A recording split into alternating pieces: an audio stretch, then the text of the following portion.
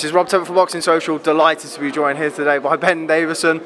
Staring into space a little bit, you've had a hell of a night last night with Tyson Fury against Deontay Wilder.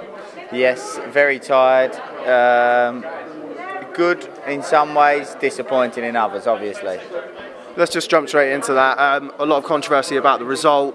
What did you make of the draw?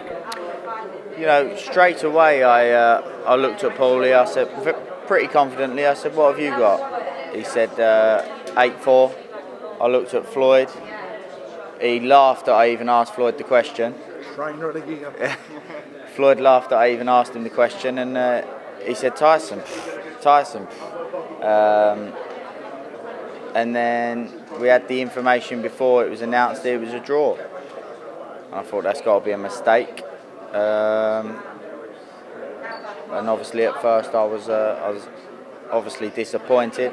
After the fight, I spoke to Gennady Golovkin, Abel Sanchez, and a few others, and everybody had Tyson winning, apart from Dan Rafael. So I think that will explain it. Tell me about those scorecards. Was there ever any worry of you coming over to here to LA to get a fair crack at a whip? Was that ever a concern to you heading into the fight? Yeah, of course it was. And to be honest with you, I looked into the judges very, very deeply. And if you go through that man's record, he always, 9 times out of 10, has one judge agreeing with him.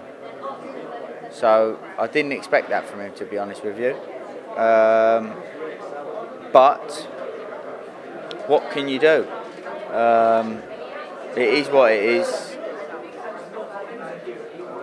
It's a shame, isn't it? It's just a shame. I didn't think that they would do that to Tyson on such a high-profile fight, knowing his story as well. I think you've got to be a sick man to do that.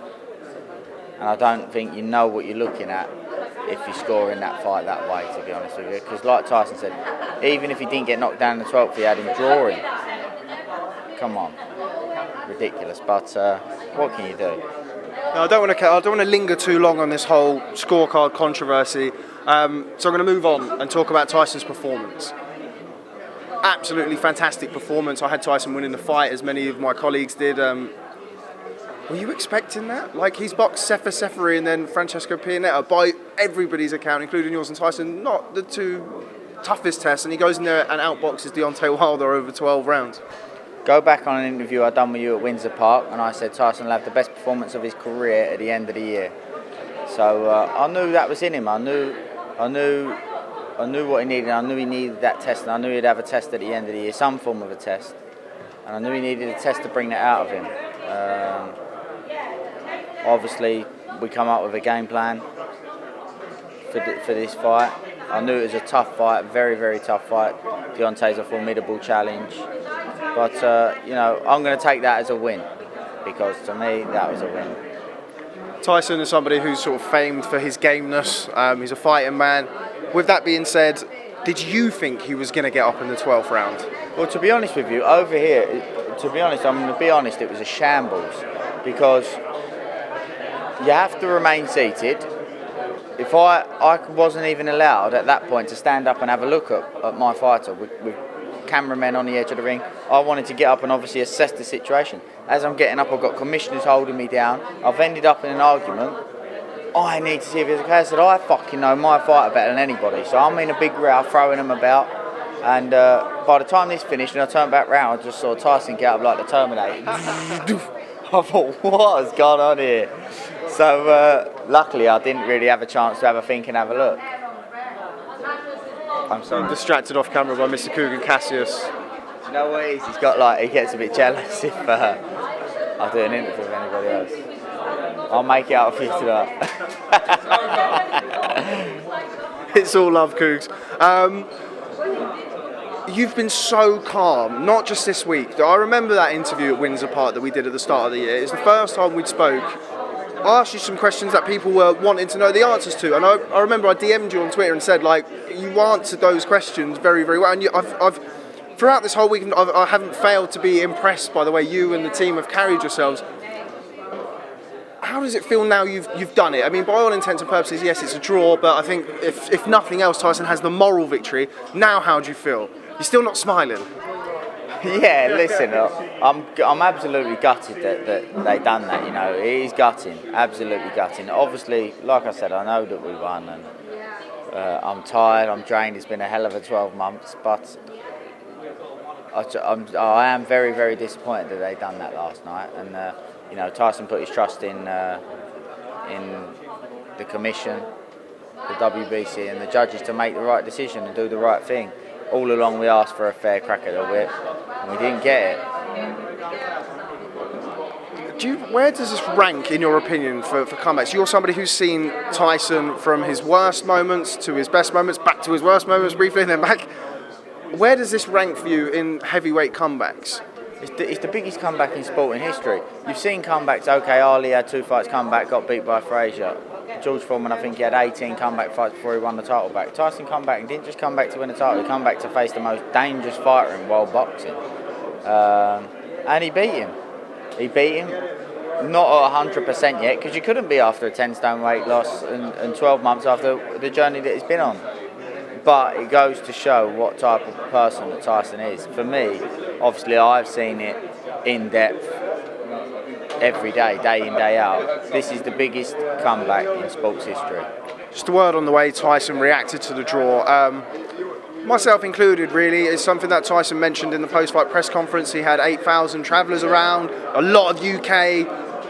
Tyson was an absolute gentleman in not in defeat, but in a draw that, as you can say, it seems like a defeat to you.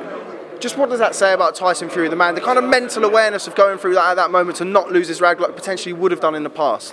Well, people talk about my inexperience, etc., and I think the only point that come into play was with that decision, because at first I was very animated,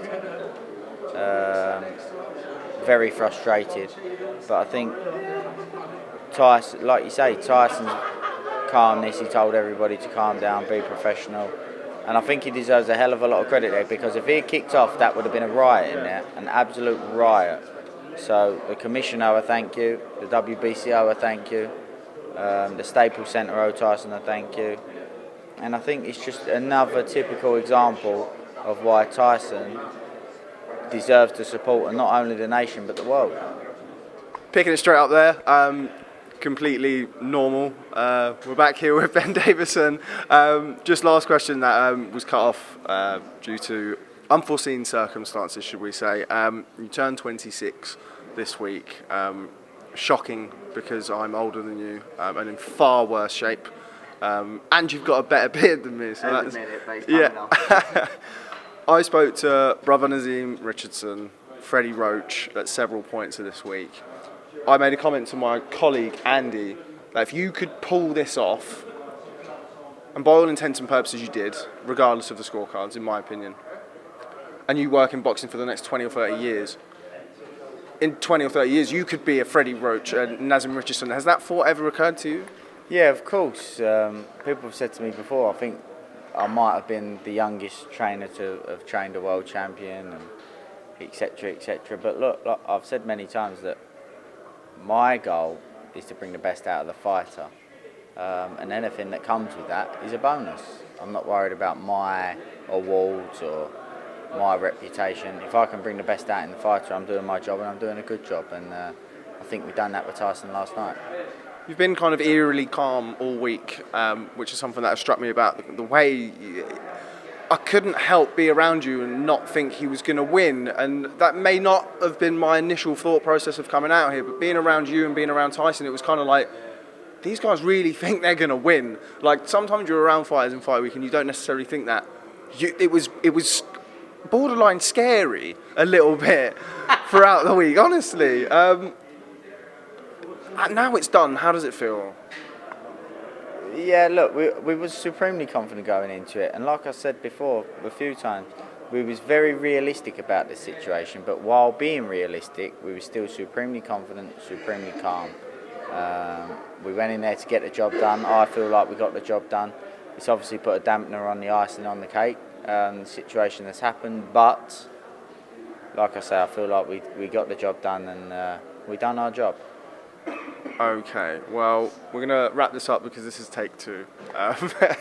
Ben Davison, it's been a real pleasure to be around. We mentioned the interview at Windsor Park earlier on in the year. I remember that. It was first time we'd met, asked you some tricky questions, you answered them brilliantly. We've had a good relationship, I feel, ever since. You deserve tremendous credit for the work you've done with Tyson Fury, as does he for his performance in the ring. I'd love to tell him that myself, but I haven't interviewed him this week. Well done. Look forward to catching up with you soon. For God's sake, man, go get some rest. Go and have a holiday. I'm going on holiday. Ben Davison, thanks for speaking to Boxing Social. Thank you, Rob.